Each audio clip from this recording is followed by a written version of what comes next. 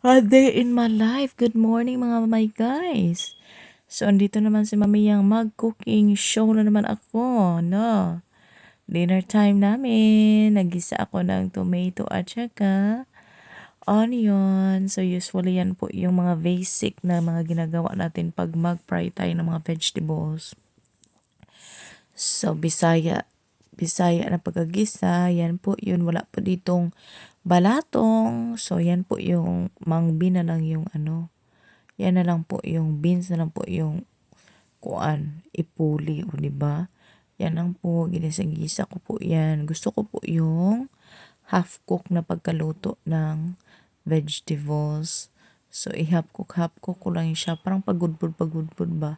O tapos nilagay ko po na, nilagay ko na po na yung ano, Chinese pichay. O, mekos-mekos lang ko na.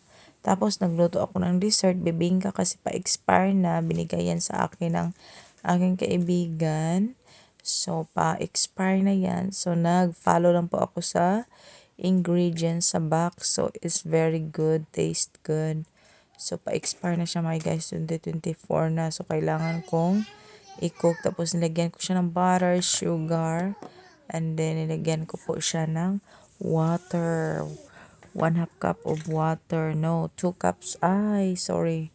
1 cup of water. Tapos, nilagyan ko po siya ng salt para hindi talaga matamis, no? Tapos, ginamitan ko po siya ng mixer, mga my guys. So, yan po yung dinner namin. Tapos, yan na po. Get ready na kasi nag-oven po ako ng chicken.